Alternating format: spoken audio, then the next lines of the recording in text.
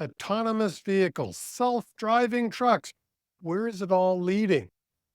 Jeffrey from Ancora Education joins us this week on the Trucking Risk and Insurance podcast and talks about truck driving schools and their future with the advent of self-driving trucks. Join us. Here we go. Welcome to the Trucking Risk and Insurance Podcast. Tell us a little bit about yourself and Ancora. Yes, Chris. Thank you. It's a pleasure being here. Thank you for having me. So my name is Jeff Burkhart. I'm the Senior Director of Operations for the Commercial Driver Training Program for Ancora. Ancora Education, we are a post-secondary institution of education. We're based in Arlington, Texas, right in between Dallas and Fort Worth. What we do in this space is that we have our own brick and mortar locations, campuses that offer skilled trades, HVAC and electrical and plumbing and welding, and just kind of runs the gamut, as well as some certificate programs and associate degrees. And CDL training is one of our high demand programs that we offer. We also engage with customers or clients, rather, whether they be community colleges or businesses, to where they want to outsource their CDL training to a provider, and that's what Ancora does for them. So all told, we probably have about almost nearly 100 points of presence in the United States, in which we engage with directly training students. That's pretty damn big. We have grown substantially. It's been a very good business model for us, and we're very proud of our progress and looking to expand, I guess, as any good business would want to do. Yeah. And, one of the things that comes to mind when you talk about future and expansion, how do you think autonomous trucks are going to impact your business model? That's a great question, Chris, and it actually gets posed to me by certain entities. So I think what's important is perspective. So if we take just a step back a little bit, first of all, AVs, autonomous vehicles, extremely exciting. It's high tech, it's flashy, it makes news because it's not necessarily a new technology, but it's certainly burgeoning and it's growing, and that's why it's very exciting. It doesn't matter whether it be autonomous personal vehicles, the Teslas and whatnot, but in terms of commercial vehicles and autonomous, probably even more so. That technology is just really at the forefront with artificial intelligence and just all kinds of things. However, I think personally that my response to whenever somebody says, "Hey, Jeff, you guys are in the business of training entry-level drivers," I said, "Yes." And they say, "Well, what are autonomous vehicles going to do for the schools? What are they going to do for the country?" And that's where I say, let's take a step back. Yes, we do hear things in the news and we do see this exciting technology, but we have to also keep in mind that the AVs that are currently in use are in very controlled environments. That's not to say that they don't have a place. They certainly do. And we advocate for that kind of technology as responsibly, executed, of course. But in terms of level 4 and level 5, of the 5 levels of AVs, those being truly autonomous, where there's not a human being in the trucks with the vehicle, I think we're still a ways off from that. Even the current level 2, level 3, vehicle levels, to where you have to have a driver in the truck with you. So even if the vehicle is quote unquote driving itself, right now in those controlled environments and certain restricted lanes, not literally restricted lanes, but as far as lanes of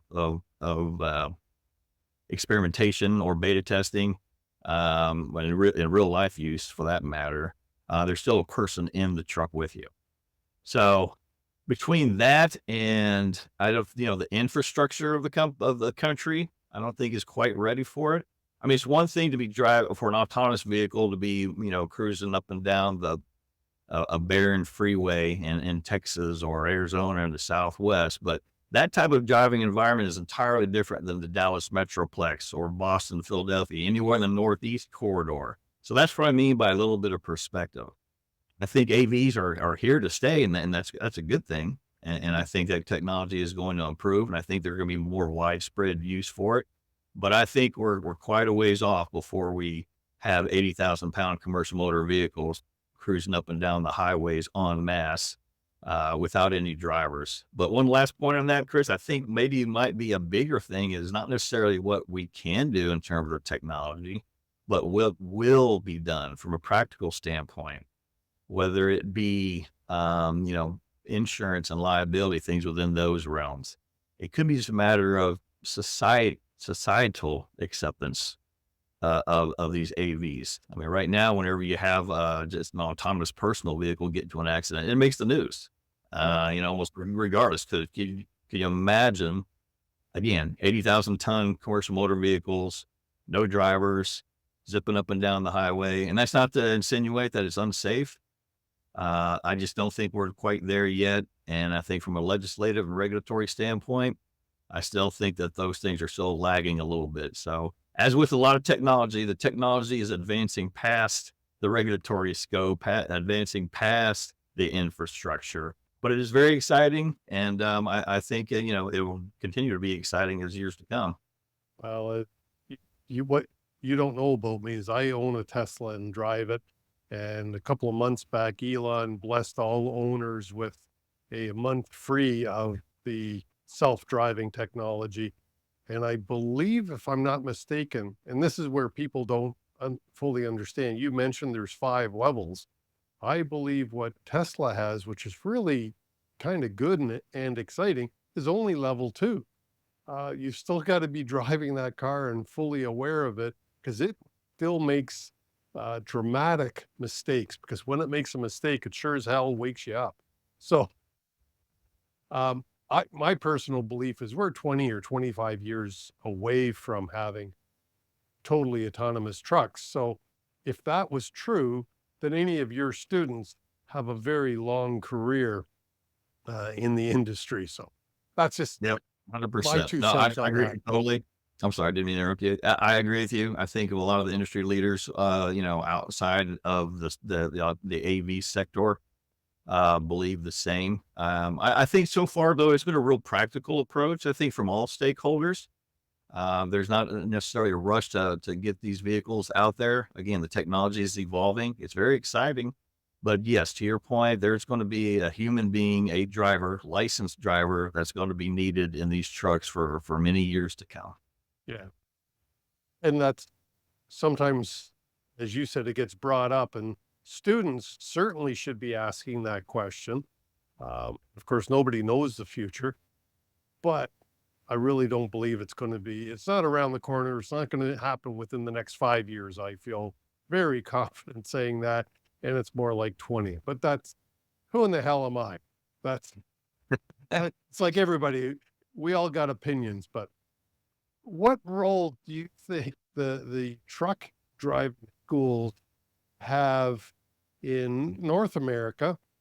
And specifically, let's talk about the recent, and I think it was 22, that the mandatory training came out in the States. How did that affect your role?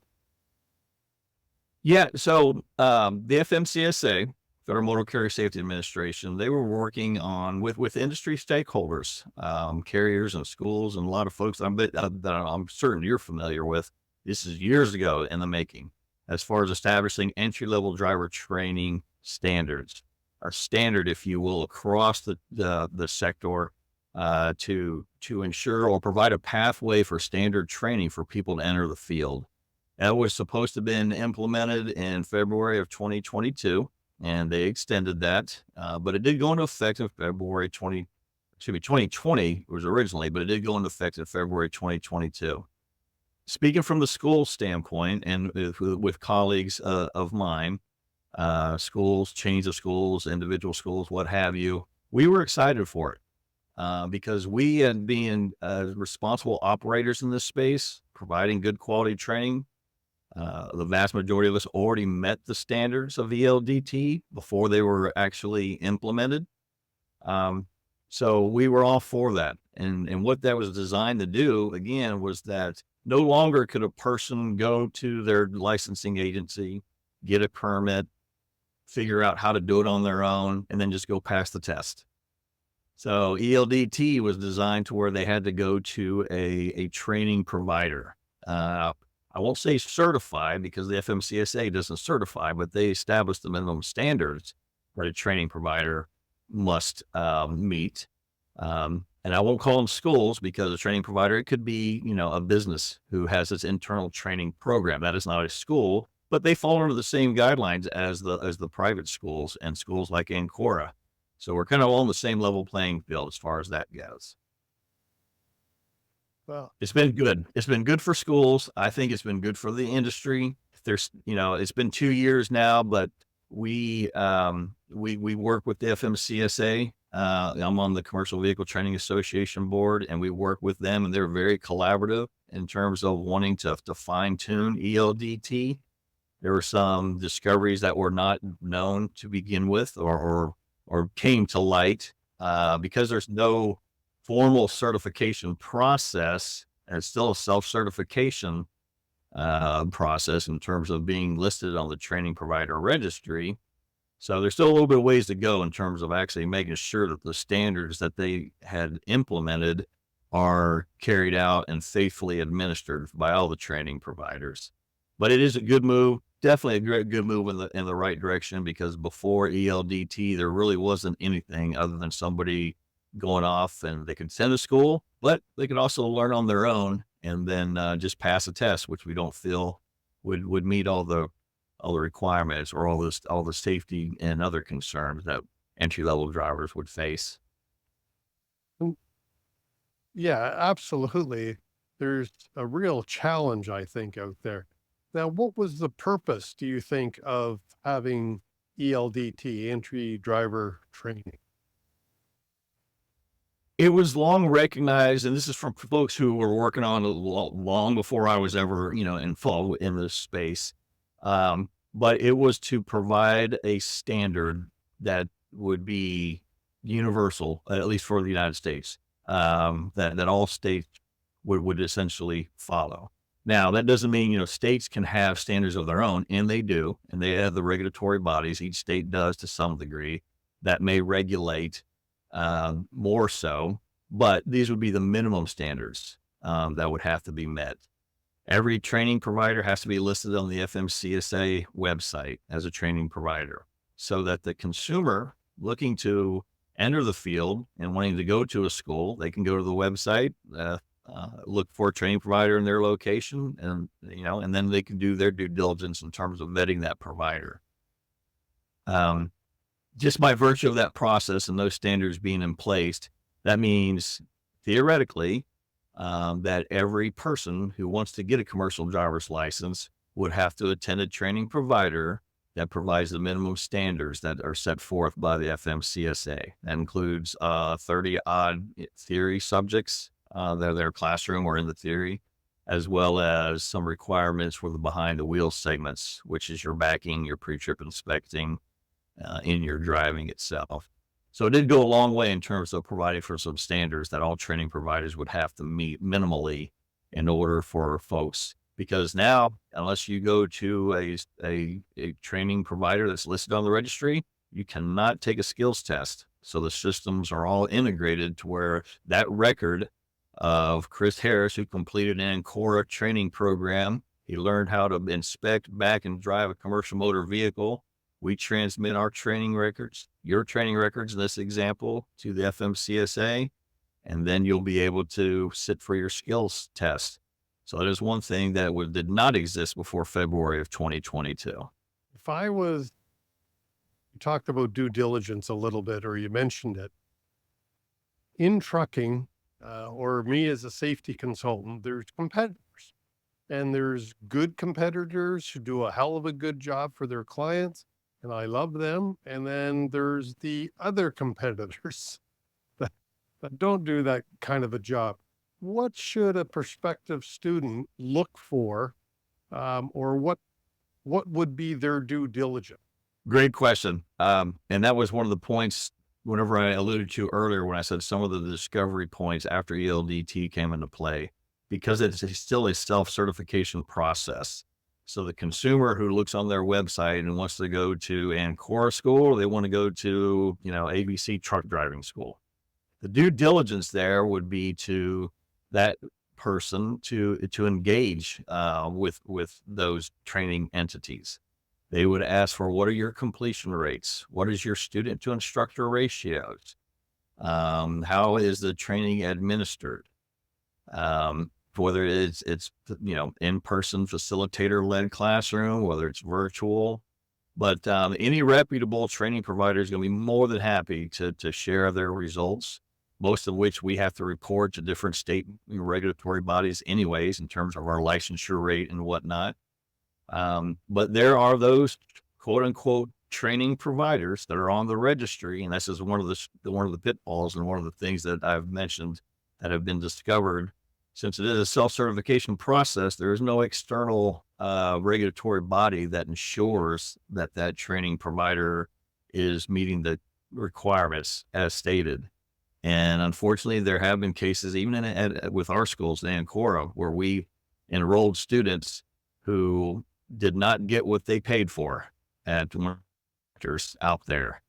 So the due diligence is just that, doing the homework, visiting them, consulting with them, asking for results. And one of the things, because I sometimes get asked the same question, and I often will tell a student, pick out anywhere from 1 to 2 to 3 trucking companies that you want to work for. Hopefully they're the good ones. And then say, what schools do you either work with or recognize as giving quality training? And then go backwards, seek out that school. I agree. That's a great tip.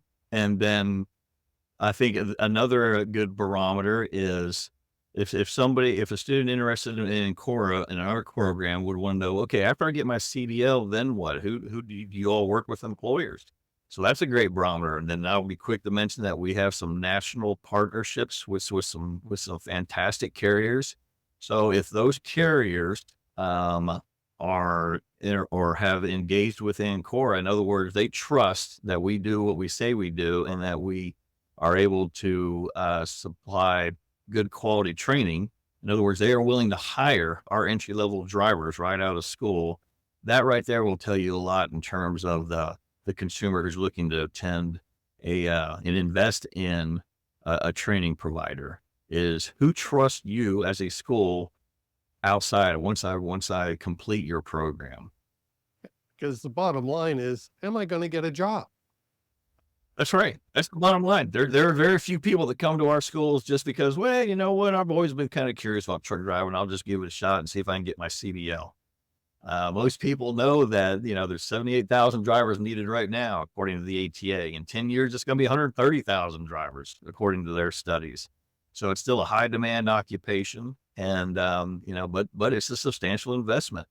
But very few career fields can lead to a high paying occupation with a minimal amount of training. And by minimal doesn't mean that it's not unsafe by any stretch. It's just by virtue of the training itself. It's not like going to a 2-year, where you have to become a nurse or something like that, or even, welders and other high demand occupations. It just takes longer for those, particular programs, as an example, comparatively speaking, to truck driving. And I think that is one of the attractants for folks to enter the field. Well, sure. I mean, truck driver training, and this isn't to diminish the value of truck driver training, but it can be done in weeks as opposed to carpenters, electricians, mechanics, where it's done in years. Exactly. Exactly. If you need to get to work quickly, and honestly, because I've been involved, as I had mentioned formerly with PTDI, I'm still involved with truck driving schools here in Ontario. I've seen lives get changed in a positive way. People come off of unemployment and have never had a steady job, and then all of a sudden are earning a good, strong middle-class income. It changes lives. And to me, that's the exciting part of being involved. I could have said it any better. You could be an Ancora Education ambassador with that statement, Chris. I agree. It is transformational. It is. The truck driving can immediately disrupt the cycle of poverty or low income. I mean, it really, and you said it, I couldn't say any better. It does change people's lives with such a short amount of time. To your point, and there's a lot of funding mechanisms and resources that are out there. The industry and even the transportation sector in general understands that over 80% of the U.S.'s goods move via a truck in some fashion. High demand occupation, so there's a lot of resources out there in terms of funding for folks to go to schools. And I would encourage anybody who's interested, regardless of the motivation, to do their due diligence, look at schools in your area and consult with them or the carrier employers.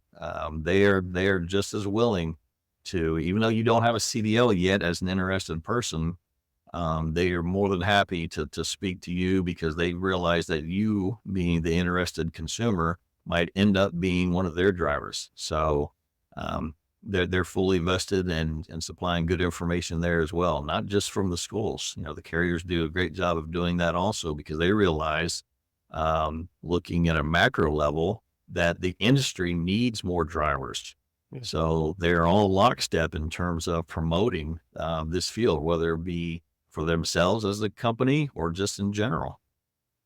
And I mean, I was a truck driver. I've recently given up my CDL, but it provided my family, when I was a much younger man, with a great middle class income. That was the goal. So it did it for me. It did it for my dad. He actually was a truck driver. Then he owned a trucking company. So I've made my whole life basically as part of the transportation industry. And there's many varied careers. If you look at me, once I became a truck driver, I didn't end up my career in transportation as a truck driver. I ended up in safety, but that's just one of the things that happened because I was open to opportunities. So And those are fantastic points because we bring up the same. There's a lot of open mobility. For many people, having the CDL is the gateway now, and thankfully, a ton of folks just are truck drivers forever, and that's a great thing. And for other folks, it is a gateway to where they move up into dispatch managers, safety managers, fleet managers. It could be in maintenance. It could be in any number of things. I've had my CDL since 1997. I still do. I worked at UPS for many, many years in the transportation, tractor trailer, in management. So I was in charge of training and dispatch and all kinds of other things. But whenever I left that career and moved to where I am now, making a life change, I had my CDL in my pocket and I didn't have another job lined up. I moved for different reasons, but as an interim career, I wanted to see what things were like on the other side, so to speak, non-management. So I got a job. I was a truck driver for about a year and a half there until I decided that, I loved it. I was good, but it's not my main calling, so to speak. And that's why I went back into management and training specifically. And that's where I am now. So you mentioning that you've had a CDL, you used it, and now you've gone on to other things. We certainly, advocate for the same. And we also let our interested students know that there's plenty of things that a CDL can do for you. And if that means just driving for the rest of your career, well, then there's absolutely nothing wrong with that. That is very rewarding in and of itself. it sure as heck is. And if you're attracted by things like technology, damn, it's changing fast in this industry. I'll tell you what, yeah, it's been a while since I've trained students directly, but nowadays with the vehicles and this, I mean, they have all the amenities as our personal vehicles do. Yeah. And really, in terms of the safety and the crash mitigation systems and lane departure, I mean, just everything that our personal vehicles have and cameras and everything, these trucks have them. And with them being primarily automatic transmissions, which is pretty much the standard now versus back in our day, we could say it's standard. When you said standard, you knew that was a manual transmission because that's what came standard from the OEMs. Well, now you can't use that term standard because really the standard transmission is an automatic. But between that and all the safety features and all the comfort, creature comforts that these modern trucks have, it's just attracting a whole slew of a different demographic to our schools. And that's very exciting to see because it's things like that that really make a difference. I mean, that's literally your rolling office, your workplace. You want to make Yeah, sure you're in a vehicle that is comfortable, it is safe, it is efficient, and the OEMs now are supplying those types of vehicles just as much as personal vehicle car manufacturers are. absolutely. All the tech is there. Now, eh, we're getting close to the end here. So I do want to ask you one other question. What do you think? What are the main challenges that schools are facing right now? What's the main challenge that Ancora is facing right now? I think as a whole, we operate in about half the states of the country, so there's different regulatory type concerns because that's a little bit fragmented. But that's not the biggest challenge. I mentioned earlier that there's a lot of resources in terms of funding for tuition. So it's kind of the catch-22 or conundrum, if you will. The industry knows truck drivers are needed, and yet there still is that funding gap. A student says, how can I come up with five, six, $7,000 to attend a school so I can enter this field? So there's still some challenges there in terms of having those types of because most schools are not Title IV. They don't receive Department of Education funds. I mean, it's essentially a cash program, so to speak. So the funding for students, but thankfully there's a lot of workforce, Workforce Investment and Opportunity Act, for example, which is the federal level that trickles down the state. There's a lot of funding available. So one thing, the interesting thing that happened, Chris, during the pandemic is that truck drivers were showcased as an in demand or an essential job function. You knew this. I knew this, how important truck drivers were, but I think we got a lot of good press, so to speak, from that, as far as our sector goes. But then again, it's like, well, everybody knows we need truckers, but there's still a funding, gap. So that's one of the challenges that we face, probably the primary one. But outside of that, the regulatory scope and whatnot, we don't have any issues with. We believe that there needs to be very robust regulations in terms of keeping everybody safe and compliant. So we have no issues with that. Let me just throw my 2 cents in on that. For anybody who, again, going back to a career, even if you have to borrow the money, if you really want to become a truck driver and put your heart and soul into it, you will get great training and you'll end up with a really good job. And if you had to borrow that money, you'll be able to pay it back. You've got to put your heart and soul in it and do it the way the industry will train you to do it. Jeffrey, I really appreciate your time today. Is there any other thing that you would like to throw out there before we close this interview? It's been great, Chris. I think we could talk all day long, to be honest with you, since we're both, we're not young men. So we've been in the field a long time, but no, I don't, nothing really to add, nothing that wasn't already said. My main thing is to advocate for truck driving as a very rewarding, a very financially stable career path for folks. For those people that are interested to do their due diligence and consult with reputable training providers and employers, to enter the field. Drivers are going to be needed for many, many, many years to come. So that being said, please visit a truck driver training school or consult with an employer, possibly if you're interested in coming into this field, because the industry desperately needs it. And I really appreciate folks like yourselves who advocate for truck driving and all the rewards it can bestow on people who, like you said, you got to, doesn't come free. Otherwise everybody would have a CDL. You got to put you got to put it into work, but there's almost an immediate return on that investment. Yeah, I don't know where any other career that you can put in a few weeks of hard work, and it's not easy to become a truck driver and learn how to drive a 40,000 pound, or sorry, an 80,000 pound rig down the road safely. But damn, the rewards are there, I believe. Jeffrey, Absolutely. 100%. thank you so much. Thank you, Chris. It's been a pleasure. And thanks for joining us on this week's Trucking Risk and Insurance podcast, where we were talking about autonomous vehicles. Please like, subscribe, and leave us a comment. John and I appreciate your efforts so much.